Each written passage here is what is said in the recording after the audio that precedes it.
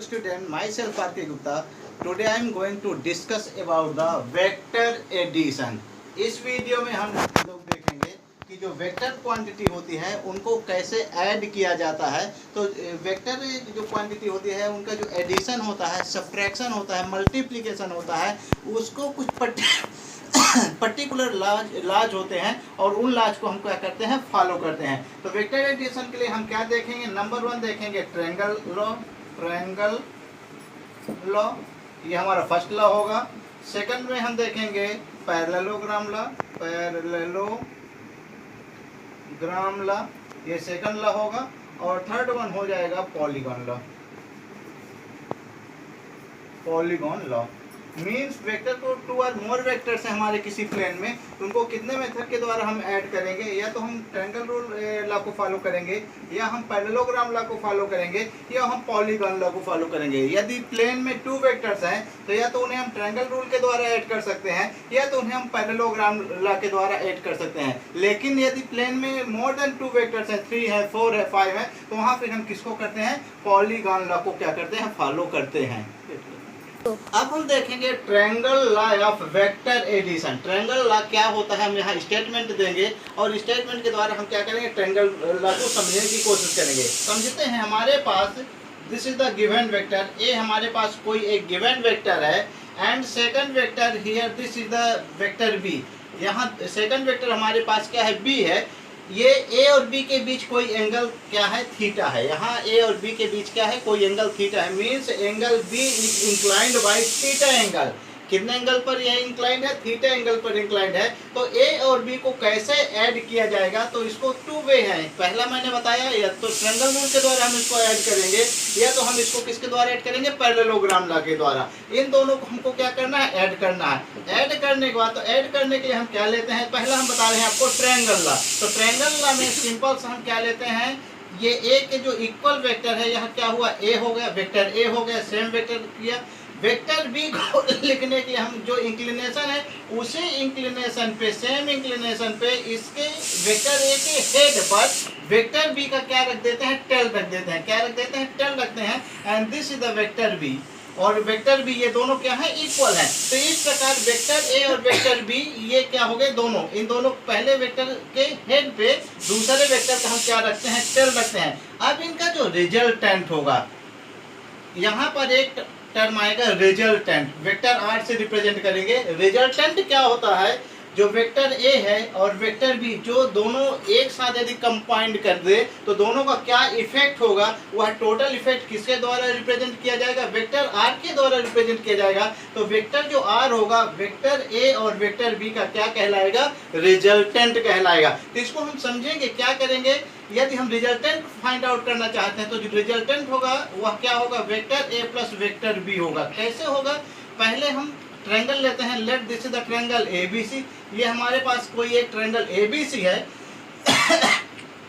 Triangle ABC में 2 sides, जो हमारी ए बी और बी सी के द्वारा जो गिवन वेक्टर है, वो डायरेक्शन और मैग्नीट्यूड के द्वारा 2 साइड्स के द्वारा सेम ऑर्डर, कहाँ की ओर, सेम ऑर्डर है। ये this is the same order, दोनों का डायरेक्शन क्या है, सेम ऑर्डर में है। तो इनका जो रिजल्टेंट होगा वेक्टर ए और वेक्टर बी का, वह किसके द्वारा, ट्रायंगल के थर्ड साइड द्वारा अपोजिट ऑर्डर में क्या होगा, रिप्रेजेंट किया जाएगा। ये इन दोनों की डायरेक्शन क्या है, सेम है। वेक्टर ए और वेक्टर बी के जो वेक्टर ये सेम ऑर्डर में है, लेकिन जो इनका रिजल्टेंट होगा वह थर्ड साइड के द्वारा अपोजिट, मीन क्या होगा, डिफरेंट डायरेक्शन में शो किया जाएगा। तो triangle law of vector addition को हम स्टेटमेंट देते हैं। तो अब हम देखेंगे कि ट्रायंगल रूल का स्टेटमेंट क्या है, इसी को स्टेटमेंट के द्वारा हम समझते हैं। तो if 2 vectors are represented both in magnitude and direction by the 2 sides of a triangle taken in the same order, then the resultant of these vectors is represented both in magnitude and direction by the third sides of the triangle taken in the opposite order. Mean this is the statement of triangle law. This is the statement of triangle law. आप इसको video को pause करें और triangle law का statement पहले note down करें। इसके बाद हम मेन जो कॉन्सेप्ट है ट्रायंगल लॉ का, वह यह कह रहा है कि यदि जो हमारे पास टू गिवन वेक्टर है, टू गिवन वेक्टर्स को हम क्या करें, ट्रायंगल के टू साइड्स में एडजेसेंट साइड्स के द्वारा उनकी डायरेक्शन और मैग्नीट्यूड सहित सेम ऑर्डर में रिप्रेजेंट करें, तो इनका जो रिजल्टेंट होगा वह ट्रायंगल के थर्ड साइड द्वारा अपोजिट ऑर्डर के में रिप्रेजेंट किया जाएगा। मीन यदि ए और बी है तो इन दोनों को हम प्लस करते हैं तो यह अपोजिट ऑर्डर, इन दोनों का ऑर्डर सेम है, और जब यहाँ से हम चलते हैं तो हमको आर का जो ऑर्डर है वह डायरेक्शन का है, अपोजिट डायरेक्शन में है, तो दिस इज कॉल्ड ट्रायंगल। यदि हम दूसरा एग्जाम्पल देखते हैं, यदि हमारे पास क्या है, फिर से this is the angle P, और दूसरा हमारे पास क्या है, this is the naught angle, this is the vector P, और दूसरा हमारे पास क्या है, वेक्टर Q है। अब इसको हमको फिर से ट्रायंगल के द्वारा ऐड करना है, तो हम क्या कि मैंने बताया कि आपको क्या करना है, सिंपल सा वेक्टर P के इक्वल हम इक्वल वेक्टर ले लिए, जो लेंथ इसकी है वही लेंथ इसकी है, जो डायरेक्शन है वो सेम, मतलब ये this is the vector P। अब हम वेक्टर Q को क्या करेंगे, इसके वेक्टर Q को वेक्टर P के हेड पर इसका टेल रखेंगे, and this is the vector Q। ये क्या हो जाएगा, हमारे पास वेक्टर Q होगा। तो ये दोनों ट्रायंगल के सेम दो साइड्स के द्वारा सेम ऑर्डर में रिप्रेजेंट किया जा रहा है, तो जो इनका रिजल्टेंट होगा P और Q का जो रिजल्टेंट होगा R, वह इनके द्वारा जब इस सेम ऑर्डर में है तो जब इधर चलेंगे तो यह अपोजिट ऑर्डर में रिप्रेजेंट किया जाएगा, vector P plus vector Q। तो this is the statement of the triangle law of vector addition. इसका हम फिजिक्स में काफी यूज करेंगे। To determine magnitude and direction of resultant vector, triangle law के द्वारा हमने जब टू वेक्टर्स को ऐड किया तो यहाँ हमको जो वेक्टर R है, this is the resultant vector, ए और बी का जो रिजल्टेंट वेक्टर होगा वह क्या होगा, वेक्टर आर होगा। तो व्हाट इज इट्स मैग्नीट्यूड, पहले हमको ये फाइंड आउट करना पड़ेगा कि आर का मैग्नीट्यूड क्या है, फर्स्ट थिंग्स, और सेकंड थिंग्स में हम देखेंगे कि इसका जो डायरेक्शन होगा उसको कैसे फाइंड आउट करेंगे। तो फर्स्ट कंडीशन में हम क्या लेते हैं कि आर का मैग्नीट्यूड फाइंड आउट करते हैं, तो पहले हम एक ट्रायंगल ABC फॉर्म करते हैं, AB वेक्टर A को रिप्रेजेंट करता है और BC वेक्टर B को रिप्रेजेंट करता है। वेक्टर A और B के बीच जो एंगल है यहाँ, इसको हम परपेंडिकुलर ड्रा करते हैं, और AB को अप टू पॉइंट D, कहाँ तक इसको बढ़ाते हैं, अप टू D, और यहाँ पर दिस इज एंगल, ये जो एंगल है इसको हम क्या लेते हैं, दिस एंगल थीटा, यहाँ पर यह एंगल थीटा होगा, और यहाँ पर यह जो एंगल है एंगल BCD, यह परपेंडिकुलर है। मेन हम क्या करेंगे, ट्रायंगल CD क्या है, CD परपेंडिकुलर ऑन AB पर क्या होगा, CD परपेंडिकुलर हम ड्रा करेंगे। तो यहाँ पर एक ट्रायंगल हमको मिल रहा है, ट्रायंगल ACD। तो using Pythagoras theorem,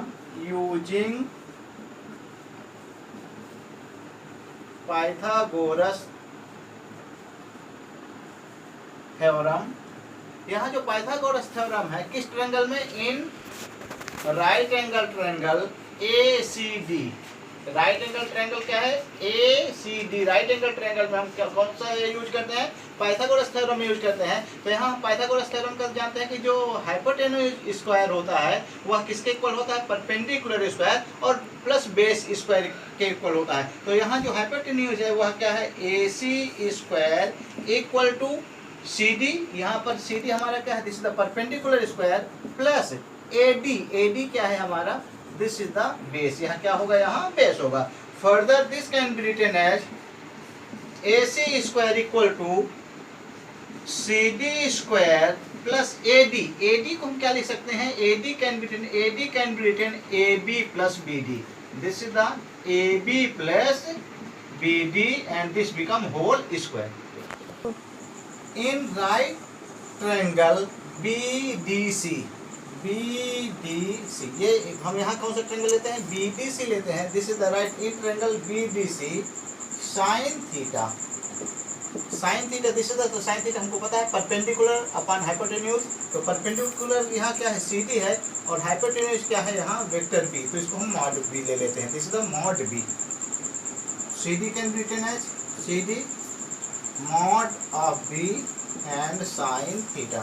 mod of B को हम सिंपल सा क्या लिख लेंगे, B साइन थीटा, क्या हो जाएगा, दिस इज द CD। जो CD होगा वह क्या होगा, B साइन थीटा होगा। वेक्टर B का कौन सा कंपोनेंट है, this is the perpendicular component vector B, और यहाँ this is the vector B, तो मॉड का क्या होगा, B sine theta. First one हम कहाँ से ले रहे हैं, साइन थीटा, तो यहाँ से हमने CD की वैल्यू निकाला, क्या निकाला, B sign theta. This is the equation 2। को अब यहाँ से देखे हैं सी डी की वैल्यू हमने निकाला, क्या निकाल दिया, this is the B sine theta, यह क्या हो जाएगा हमारा बी साइन थीटा हो गया। अब यहीं से हम कॉस थीटा निकालें, सेम ट्रायंगल लें, cos theta equal to base, base हमारे पास क्या है, this is the B D and hypotenuse क्या है हमारा B C, same B D and B C क्या है मॉड ऑफ बी, क्या ले रहे हैं यहाँ, दिस इज द मॉड, तो B D can be written as mod of B cos theta and BD can be written as mod of B, simple सा इसको लिख सकते हैं B cos theta and this is the equation number third. First equation हमारे पास क्या था, AC square equal to CD square plus AB plus BD whole square, this is the first equation. क्या था यहाँ हमारा फर्स्ट इक्वेशन था, यहाँ से हम किसकी वैल्यू पुट करेंगे, इक्वेशन 2 से CD की वैल्यू पुट क्या पुट करेंगे, B sin थीटा पुट करेंगे, और जो BD की वैल्यू है वह क्या पुट करेंगे, B cos थीटा पुट करेंगे। जहाँ AB है, AB के स्थान में हम क्या पुट करेंगे, वेक्टर A पुट करेंगे। तो from equation first we get, from equation first we get AC क्या है हमारा, AC this is the mod और and this is the AC square. CD what is the value of CD, CD हमने क्या find out कर लिया, यहाँ BD क्या है हमने फाइंड आउट किया, this is the B cos theta, ये किसकी है B से D, और CD क्या है तो B sin, तो जहाँ CD है there we put B sin theta, वहाँ हम क्या पुट कर रहे हैं B sin theta and AB this is the vector A plus BD B cos theta square. Further solve करते हैं, this is the vector R, तो आर स्क्वायर हो जाएगा। जैसे हम स्क्वायर कर देते हैं तो जो सिंबल होता है, सिंबल को हम क्या कर सकते हैं, इग्नोर कर सकते हैं। मीन जो वेक्टर का स्क्वायर होता है वह चाहे निगेटिव वेक्टर हो या क्या हो, पॉजिटिव वेक्टर हो, दोनों का जो स्क्वायर हो जाएगा वो हमेशा पॉजिटिव आएगा, तो यहाँ ये लगाने की जरूरत नहीं है। This is the are square, this is the B square sine square theta and this is the a plus B whole square. A plus B whole square क्या होगा, ए square plus B square plus 2ab, तो यहाँ हो जाएगा this is the vector a square plus B square क्या होगा, पूरा b cos theta square plus 2 mod of a simply b and cos theta. इसको हम कहाँ से तोड़ रहे हैं, वेक्टर ए प्लस बी कॉस थीटा को तोड़ा a square plus B square plus 2ab cos theta. Vector b को भी हम लिख सकते हैं मॉड ऑफ वेक्टर बी लिख सकते हैं। Similarly this can be written as, इसको हम आगे फर्दर सॉल्व करें तो B square sine square, this is the B square sine square theta and vector A का स्क्वायर जो होगा वह क्या हो जाएगा, ए स्क्वायर हो जाएगा and this is the B square cos square theta होगा plus 2 this is the A b cos theta. जो मॉड होगा, मॉड ऑफ ए क्या होगा, सिंपल सा ए, तो क्या हो जाएगा 2ab कॉस थीटा। इनको यहाँ से b square sine square theta and b square cos square theta, ये दोनों टर्म है। इन दोनों टर्म में क्या कॉमन टर्म है, बी स्क्वायर दोनों में कॉमन टर्म है, तो here we take b square as common, तो this become sine square theta plus this is the cos square theta plus A square plus 2ab cos theta. This is b square theta, हमको पता है trigonometry में sign square theta plus cos square theta, इसकी value क्या हो जाएगी 1 होगी। Bracket में आप चाहे पुट अप कर दें, sine square theta plus cos square theta equal to 1 plus A square plus 2ab cos theta. A square का हम this is the are square में ए स्क्वायर हमने लिखा, फिर हमने बी स्क्वायर रखा and this is the 2ab cos theta. तो जो आर रिजल्टेंट होगा root of A square plus B square plus 2ab cos theta and this the equation number 4। First second third था, यहाँ पर यह रिजल्टेंट है। Resultant का मैग्नीट्यूड किस बात पे डिपेंड करेगा, ए स्क्वायर पर बी स्क्वायर पर 2ab, और यहाँ थीटा दोनों के बीच इस एंगल पे डिपेंड करेगा। जो रिजल्टेंट होगा वह किस बात पे डिपेंड करेगा, एंगल थीटा पर डिपेंड करेगा, ए और बी के मैग्नीट्यूड पर डिपेंड करेगा। This is the resultant. तो जो वेक्टर आर का रिजल्टेंट होगा उसको हम सिंपल आर से रिप्रेजेंट करेंगे and which is equal to square root of A square plus B square plus 2ab cos theta. अब हम लोग डिफरेंट केसेस देखेंगे कि अलग अलग केसेस में हमारा जो रिजल्टेंट, अब हम देखेंगे कि जो हमारा रिजल्टेंट है, रिजल्टेंट का जो मैग्नीट्यूड है, मैंने बताया कि ए और बी के किस बात पे डिपेंड करेगा, मैग्नीट्यूड पे डिपेंड करेगा, और जो थर्ड है उन दोनों के बीच क्या एंगल है, जो इंक्लिनेशन है वेक्टर ए और वेक्टर बी, उस पर डिपेंड करेगा। तो डिफरेंट केसेस में हम क्या कैलकुलेट करेंगे, आर का जो मैग्नीट्यूड है वो केस फर्स्ट होगा when theta equal to 90 degree. पहला केस हम अराइज करते हैं कि हमारे पास this is the vector A and this is the vector B, both are perpendicular to each other. यदि वेक्टर ए और वेक्टर बी क्या है, परपेंडिकुलर है, means here theta equal to 90 degree. जो थीटा है वह थीटा की वैल्यू क्या हो जाएगी, 90 डिग्री होगी। इस कंडीशन में हमारा जो रिजल्टेंट होगा वह क्या होगा, तो रिजल्टेंट आर इक्वल टू हमको पता है this is the A square plus B square plus 2ab and cos, जो थीटा की वैल्यू है क्या पुट किया, this is the 90 degree. But we know that, हमको पता है कॉस 90 डिग्री की वैल्यू क्या होती है, कॉस 90 डिग्री 0 है। तो यहाँ पर हो जाएगा जो रिजल्टेंट होगा वह क्या हो जाएगा, A square plus B square. तो this is the resultant of, किस कंडीशन में यह रिजल्टेंट है, जब ए और B both are perpendicular to each other. तो जो रिजल्टेंट होगा वह root of A square plus B square के इक्वल होगा। This is the first case. Case second case देखते हैं, if theta equal to 0 degree. यदि वेक्टर ए और वेक्टर बी सेम लाइन में है, both are in the same line, this is the vector A and this is the vector B, ये हम क्या कह सकते हैं, या तो इस कंडीशन में है this is the vector A and this is the vector A, this is the vector A and this is the vector B, both are parallel. ये किस कंडीशन में है, यदि ये दोनों पैरेलल हैं तो इस कंडीशन में ए और बी के बीच जो एंगल फॉर्म होगा वह क्या हो जाएगा, 0 डिग्री होगा। तो इस कंडीशन में हमारा जो रिजल्टेंट होगा वह क्या हो जाएगा, R equal to root of A square plus B square plus 2ab and cos 0। क्या पुट कर देंगे, थीटा के स्थान में कॉस 0।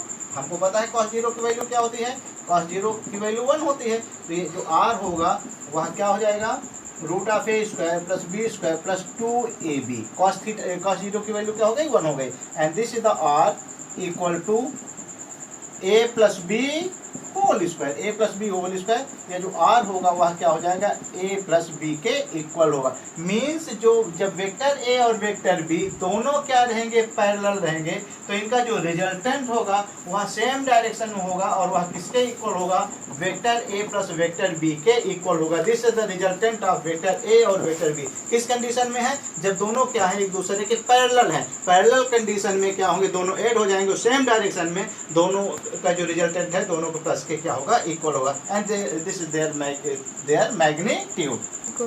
थर्ड कंडीशन देखते हैं, if theta equal to 180, if theta equal to 180 degree means this is the direction of A and this is the direction of B, both are anti parallel. क्या है, दोनों anti parallel है। ये इसकी direction हो सकती है and this is the direction of B, ये दोनों एंटी पैरेलल है। तो जब एंटी पैरेलल है तो इस कंडीशन में क्या होगा, दोनों के बीच एंगल ए और एंगल बी के बीच जो एंगल फॉर्म होगा वह क्या होगा, थीटा इक्वल टू 180 डिग्री। तो इस कंडीशन में जब थीटा इक्वल टू 180 डिग्री, तो हमको पता है कॉस 180 की जो वैल्यू होती है, ट्रिग्नोमेट्री में हम देखें तो कॉस 180 की वैल्यू क्या होगी, -1। तो जो आपका रिजल्टेंट होगा इस कंडीशन में वह क्या होगा, ए square plus B square plus 2ab, और जहाँ कॉस 180 है वहाँ पर मैंने क्या पुट किया, -1 पुट किया। This is the A square plus B square minus 2ab and this equal to a minus B whole square root of, and this is the R equal to, जो resultant होगा वह ए और B. जो resultant होगा दोनों यदि opposite direction में है, ए और बी अपोजिट डायरेक्शन में है, तो इनका जो रिजल्टेंट होगा वेक्टर ए से वेक्टर बी को हम क्या कर देंगे, -a माइनस बी हो जाएगा। और इसकी डायरेक्शन किस बात पे डिपेंड करेगा कि विच इज मोर इफेक्टिव, ए या बी में से कौन सा मोर इफेक्टिव है, किसका इफेक्ट ज़्यादा है। यदि ए का इफेक्ट है तो ये क्या हो जाएगा, ये पॉजिटिव हो जाएगा। यदि बी का इफेक्ट है तो क्या हो जाएगा, या जो रिजल्टेंट होगा वह क्या होगा, निगेटिव होगा। तो ये कंडीशन है। तो हम देखेंगे जो रिजल्टेंट है वो किस बात पर डिपेंड कर रहा है, ए और बी के मैग्नीट्यूड पर डिपेंड कर रहा है, साथ उनके बीच बने हुए एंगल पे डिपेंड कर रहा है। Expression for direction of resultant vector. अब हम अगला देखेंगे।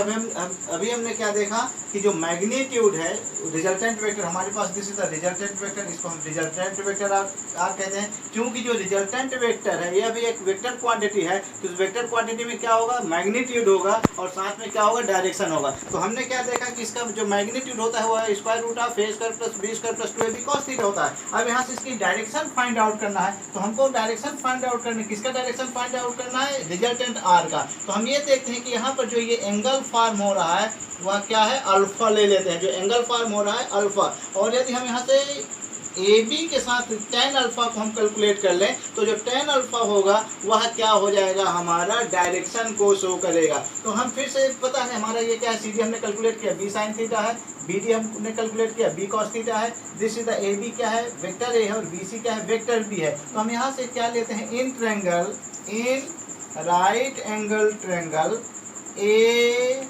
D C, in right angle triangle A D C में लेते हैं क्या ले रहे हैं, tan अल्फा ले रहे हैं। तो जो tan अल्फा होता है वो perpendicular, perpendicular mean C D, और जो बेस होता है वह ए डी के इक्वल होगा, C D same. Now A D can be written as A B plus B D, this the value of A D की जो डिस्टेंस है दिस प्लस दिस। तो tan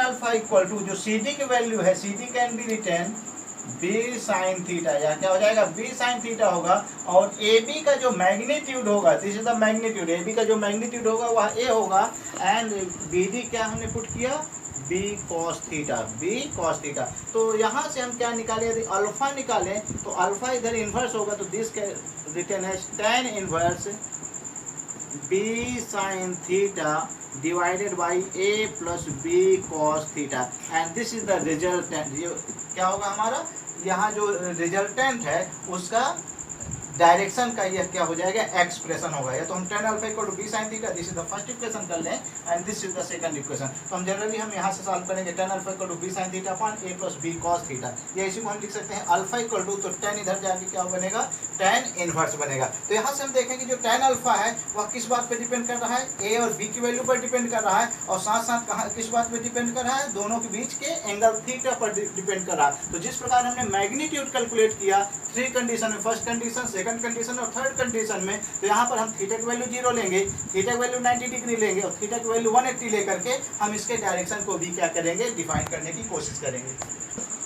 केस फर्स्ट देखते हैं। First case first है, if theta equal to 0 degree means vector ए और vector B, जो हमारे पास दो वेक्टर हैं, both are in the same direction, mean ये पैरेलल है, तो ए और बी के बीच क्या होगा, थीटा, थीटा क्या होगा, 0 होगा। तो जो इनका रिजल्टेंट होगा, रिजल्टेंट हम कैलकुलेट करें, जो हमारा रिजल्टेंट आर होगा, दिस इज द रिजल्टेंट, यह जो रिजल्टेंट होगा वह ए और बी के ही डायरेक्शन में होगा। तो हमको पता है साइन 0 की वैल्यू क्या होती है, 0, और कॉस 0 की वैल्यू क्या होती है, 1।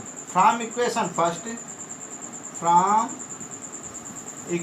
First we get, from equation first क्या है हमारे पास, this is the tan alpha, B sine 0 की वैल्यू हमने क्या पुट कर दिया, 0 पुट कर दिया, एंड ए बी कॉस की वैल्यू हमने क्या पुट कर दिया, 1 पुट कर दिया। ये 0 divided by A plus B, and this quantity 0। तो यहाँ से जो अल्फा होगा वह क्या हो जाएगा, 0 होगा। अल्फा की वैल्यू हमने क्या कैलकुलेट किया, 0। मीन्स इस कंडीशन में जब ए और बी पैरेलल होते हैं तो जो रिजल्टेंट है वह भी क्या होता है, रिजल्टेंट की भी डायरेक्शन क्या होती है, ए और बी के डायरेक्शन में होती है, अर्थात अल्फा हमारा क्या आता है, 0 आता है। तो this is the first condition, this is the first condition क्या है, जब थीटा की वैल्यू क्या आ रही है, 0 आ रही है। अब हम केस सेकंड देखेंगे, this the case second. Case second में मैंने बताया theta equal to 90 degree, theta equal to 90 degree, this the vector A and this is the vector B. Vector ए और vector B both are perpendicular to each other. तो जो हमारा resultant होगा, what is the direction of R, R के जो direction है वह alpha, यहाँ से हम कैलकुलेट करेंगे। तो tan alpha equal to B sine, जो थीटा की वैल्यू है क्या पुट किया, 90 डिग्री पुट किया, थीटा की वैल्यू हमने क्या पुट किया, 90 डिग्री पुट किया, divided by A plus B cos 90, B sine 90 की वैल्यू 1, ए प्लस कॉस 90 की वैल्यू क्या हो जाएगी, 0, क्या हो जाएगी, 0। तो this term become tan alpha equal to b1 जब b डिवाइडेड बाई ए, ये टर्म क्या हो जाएगा, 0 हो जाएगा। तो यहाँ से जो अल्फा होगा वह कैसे निकलेगा, tan इनवर्स b अपॉन ए। b और ए की वैल्यू पता होने पर हम क्या कैलकुलेट करेंगे, अल्फा की वैल्यू क्या करेंगे, कैलकुलेट कर लेंगे, और जो अल्फा की वैल्यू हो जाएगी tan अल्फा की, वही आर की क्या डायरेक्शन को शो करेगी। केस थर्ड देखें। थर्ड केस क्या होगा, if theta equal to 180 180 degree का मीन्स क्या हुआ कि जो वेक्टर ए है और vector B both are anti parallel. क्या है वेक्टर ए और वेक्टर बी? एंटी पैरेलल है। इस कंडीशन में हमारा जो थीटा होगा वह क्या होगा? 180 होगा। अब इन दोनों का जो रिजल्टेंट होगा उसकी डायरेक्शन क्या होगी? तो इसकी डायरेक्शन फाइंड आउट करने के लिए पहले हम क्या फाइंड आउट कर लेते हैं। साइन 180 की वैल्यू क्या होगी? 0 होगी और कॉस 180 की वैल्यू क्या होगी? -1 होगी। साइन 180 की वैल्यू 0 और cos 180 की वैल्यू -1 कहाँ से कैलकुलेट करेंगे? इसको कैलकुलेट करने के लिए आपको मेरा ट्रिग्नोमेट्री का वीडियो देखना पड़ेगा। ट्रिग्नोमेट्री में मैंने डिटेल में एक्सप्लेन किया है कि 90 से अबव की वैल्यू हम कैसे कैलकुलेट करते हैं। यदि हमारा आपने वीडियो नहीं देखा है ट्रिग्नोमेट्री सेक्शन का तो उसको आपको देख लेना है। अब यहाँ से हम देखते हैं tan alpha equal to B sine theta. तो साइन 180 तो बी साइन 180 की value 0 plus A B cos की वैल्यू क्या हो जाएगी? -1। तो this term 0 upon A minus B which equal to 0। तो यहाँ से हमारा जो अल्फा होगा वह क्या हो जाएगा? जो रिजल्टेंट है। अब रिजल्टेंट की डायरेक्शन क्या हो सकती है? या तो यह ए के डायरेक्शन में हो सकता है या किसके डायरेक्शन होता है? बी के डायरेक्शन में होता है। ए इनमें फाइनल डायरेक्शन किस बात पे डिपेंड करेगा कि कौन सा मोर इफेक्टिव। ए का इफेक्ट ज़्यादा है तो इसके जो रिजल्टेंट का डायरेक्शन होगा वह कहाँ की ओर होगा? ए की ओर होगा। और यदि बी पावरफुल है तो जो रिजल्टेंट होगा उसकी डायरेक्शन कहाँ होगी? In the direction of B. तो इस प्रकार हमने देखा। इस वीडियो में हमने किसके बारे में डिस्कस किया? क्या किया कि टू वेक्टर्स को हम ट्रायंगल लॉ के द्वारा कैसे ऐड करते हैं। ट्रायंगल लॉ के द्वारा महत्वपूर्ण आपको ध्यान रखना है कि हम एक ट्रायंगल फॉर्म करते हैं और जिसकी जो एडिसेंट साइड्स होती हैं वह सेम ऑर्डर में होती है। क्या इंडिकेट करती है? मैग्नीट्यूड और डायरेक्शन साइड। लेकिन जो इनका रिजल्टेंट होता है वह थर्ड साइड के द्वारा किसमें? अपोजिट या अपोजिट ऑर्डर में क्या किया जाता है? रिप्रेजेंट किया जाता है। तो आशा ही नहीं पूर्ण विश्वास है कि यह वीडियो आपको पसंद आया हो। यदि कहीं प्रॉब्लम हो तो आप वीडियो को फिर से रिवर्स करके एक बार दो बार देखें। आशा ही नहीं पूर्ण विश्वास है कि आपको यह वीडियो समझ में आया होगा। यदि आपको यह वीडियो समझ में आया हो तो आप अपने फ्रेंड्स के बीच शेयर करिए, लाइक करिए और आगे आने वाले चैनल को देखने के लिए आप वीडियो को सब्सक्राइब कीजिए। Thank you.